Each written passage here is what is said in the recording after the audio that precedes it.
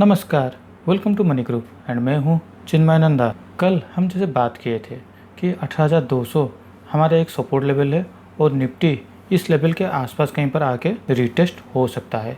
और मैंने ये भी बताया था अगर 18,200 निफ्टी रिटेस्ट होता है तो ये लगभग 18,150 के आसपास तक भी कहीं पर जा सकता है, क्योंकि इंस्टीट्यूशनल ट्रेडर को ये पता है कि 18,200 में ज़्यादातर स्टॉप लॉस ट्रिगर होंगे, तो वहाँ पे वो लोग अपना पोजीशन को और थोड़ा नीचे खींचने के लिए कोशिश करेंगे, जहाँ से फिर से वहाँ नीचेतम स्तर से 18,150 के आसपास से कहीं पर उस फिर से खरीदारी हो सकता है। तो ठीक इसी तरह ही निफ्टी आज फ्लैट में थोड़ा ओपनिंग होके ऊपर नीचे हो तो गया 15 मिनट पे, लेकिन वो उस लेवल को वो रिटेन नहीं कर पाया। तो वहाँ से एक शार्प सेलिंग हमें देखने को मिला करीब 2 बजे तक, लेकिन करीब 2 बजे के आसपास कहीं पर निफ्टी पे एक रिकॉन्सिलेशन शुरू हो गया था और वहाँ से 18,120-125 के आसपास से एक हमें खरीदारी देखने को मिला।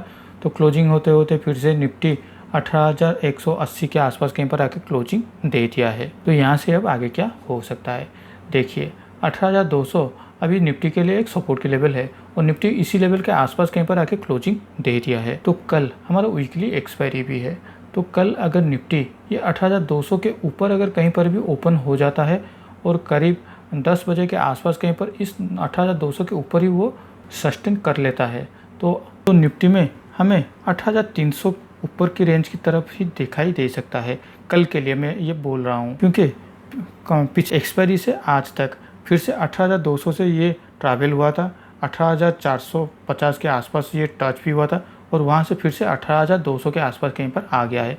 तो यानी करीब 500 पॉइंट का मूवमेंट यहाँ पर हो चुका है, लेकिन निफ्टी जहाँ था वहीं पर ही है। तो मुझे ऐसा लगता है कल हमें एक वोलेटाइल ट्रेडिंग सेक्शन देखने को मिल सकता है, जहाँ की निफ्टी 18,300 के नीचे ही हमें क्लोजिंग होते होते दिखाई दे रहा है। लेकिन कल अगर निफ्टी फिर से 18,200 के नीचे आके ओपन हो जाता है तो पहले इंतज़ार कीजिए ये 18,200 के लेवल को ऊपर की तरफ 10 बजे के आसपास कहीं पर ये तोड़ पा रहा है या नहीं। अगर नहीं तोड़ पा रहा है तो यहाँ पर हमें एक मूवमेंट ऑफ सेलिंग देखने को मिल सकता है, क्योंकि यहाँ पर हमें एक हाई पोजीशन देखने को मिला, फिर से सेलिंग पोजीशन और यहाँ पर थोड़ा बाइंग का खरीदारी और कल फिर से यहाँ से सेलिंग देखने को मिल सकता है। तो ये कुछ इस तरह से हमें एक सेलिंग पैटर्न देखने को मिल सकता है। इसलिए कल कहाँ पे ओपन होता है ये सबसे बड़ी इम्पोर्टेंट बात है, और 10 बजे के आसपास तक निफ्टी कैसा अपने आप को बिहेव करता है वो भी सबसे बड़ी इम्पोर्टेंट है। लेकिन कोई भी अगर गैप अप या गैप डाउन पे ओपन हो जाता है तो मुझे ऐसा लगता है निफ्टी 18,100 से अगर गैप डाउन पे ओपन होता है तो 18,100 से 18,200 के अंदर ही कहीं पर ही ट्रेड करेगा, और अगर गैप अप में ओपन हो जाता है तो 18,200 से 18,300 के अंदर ही, ये 100 पॉइंट के अंदर ही कल निफ्टी ट्रेड करने वाला है। चलिए अब देख लेते हैं बैंक निफ्टी की ओर।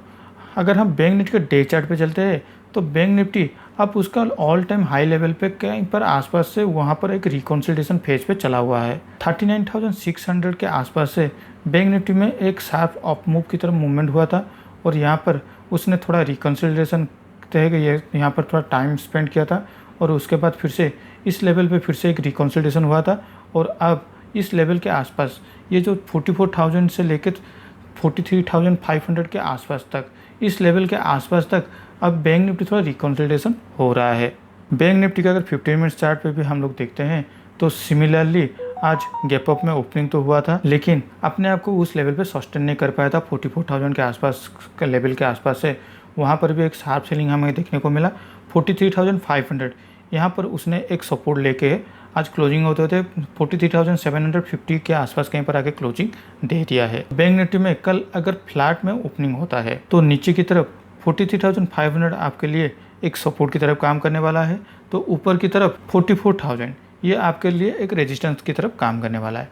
लेकिन कल अगर हमें गैप अप में ओपनिंग देखने को मिलता है करीब 43,800 के ऊपर, अगर कहीं पर भी हमें एक ओपनिंग देखने को मिल रहा है और पहला 15 मिनट्स कैंडल हमारा जो आज का जो क्लोजिंग प्राइस है 43,750 के आसपास यहाँ से नीचे नहीं क्लोजिंग दे रहा है, तो आज का जो क्लोजिंग प्राइस है उसे हम अपना स्टॉप लॉस बना के ऊपर की तरफ प्लान आउट कर सकते हैं 44,000 की तरफ, क्योंकि 44,000 हमारे लिए एक रेजिस्टेंस की तरफ काम करने वाला है। लेकिन कोई भी अगर गैप डाउन पे ओपनिंग हो जाता है तो सिमिलरली 43,700 750 ये हमारे लिए एक रेजिस्टेंस की तरफ काम करने वाला है और हमारा टारगेट 43,500 पहला टारगेट होने वाला है। तो चलिए अब देख लेते हैं हमारे पोजीशन की ओर। हमने आज हमारे पोजीशन में कुछ चेंजेस किए हुए हैं।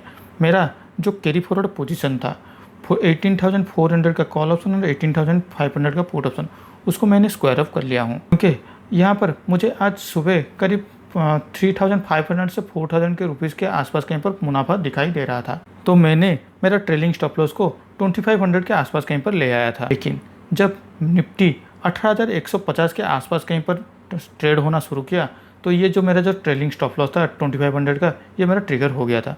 तो मैंने इसको निकालते निकालते करीब 2,800 के आसपास एक ग्रॉस प्रॉफिट मुझे देखने को मिला। इसे क्लोजिंग करने के बाद मैंने 18,000 का पुट ऑप्शन और 18,500 का कॉल ऑप्शन उसी जून मंथ का ही एक शॉर्ट पोजीशन लिया हुआ हूँ। इसके पीछे का लॉजिक है ये 18,000 हमारे लिए एक साइकोलॉजिकल पॉइंट है नीचे की तरफ, और 18,500 यह हमारा एक रेजिस्टेंस जोन है निफ्टी के लिए। तो मैं इस दो जोन के अंदर कहीं पर ट्रेड करना चाहता हूँ। अगर ये दोनों जोन के अंदर ही निफ्टी अगले 1-2 हफ्ता निकाल देता है तो मुझे एक अच्छा खासा मुनाफा देखने को मिल सकता है। तो आज के लिए इस वीडियो में बस इतना ही। अगर वीडियो अच्छा लगा हो तो इस वीडियो को लाइक शेयर करके हमें मोटिवेट कीजिए। पर्सनल फाइनेंस शेयर ट्रेडिंग के नॉलेज के लिए हमारे इस चैनल को सब्सक्राइब करना ना भूलें। Thank you for watching my video.